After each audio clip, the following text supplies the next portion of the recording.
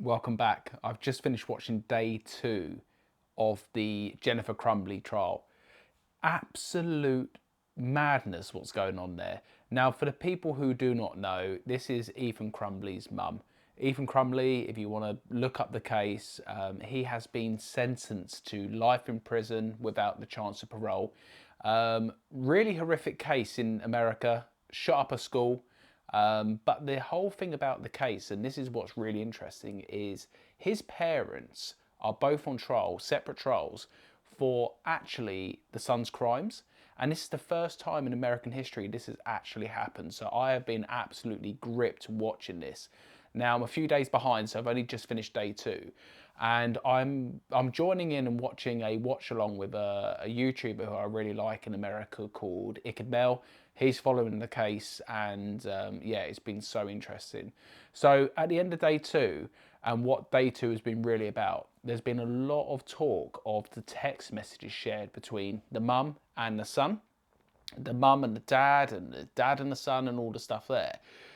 And there's so many things that just ring true, like the parents are going to get found guilty of this. So the parents have been charged with 4 counts of involuntary manslaughter. So if found guilty, they will also go to prison. So what's really interesting about this case is some of the text messages that have been shown up on screen in court today clearly show that the boy was crying out for help from his parents. He was talking about voices, talking about different feelings and X, Y, and Z. There was lots of telltale signs that something bad was going to happen. Now, I know hindsight is a wonderful thing and no one expected this to happen, not even the parents, okay?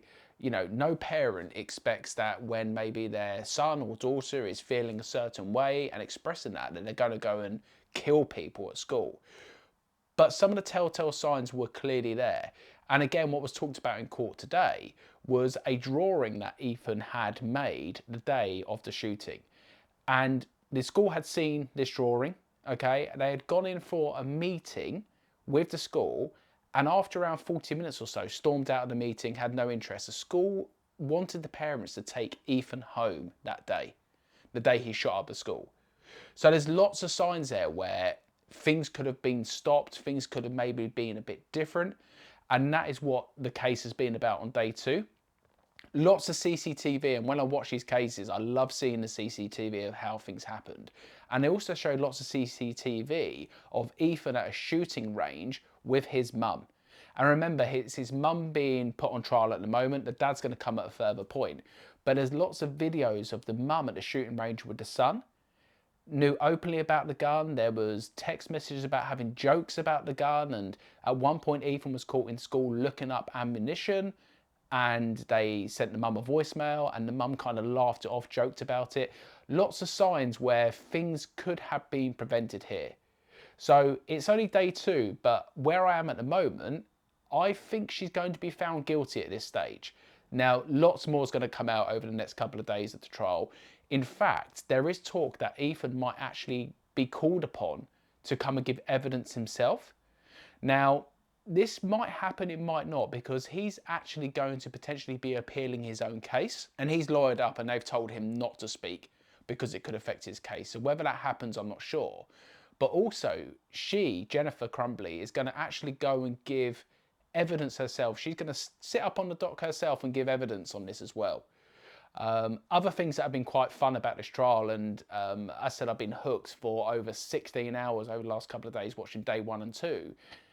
They are arguing between each other. The two lawyers and the two different sides are arguing about X, Y, and Z. And at one point, it got really, really, really heated, which is fun to see. And I find all this stuff fascinating because in the UK, we don't actually get to see the trials that happen in the UK in court. You know, you're not allowed to film the trials in the UK. So I love watching this kind of case because you see what actually goes on behind the scenes and you get to see more of the court stuff, which is fascinating to me.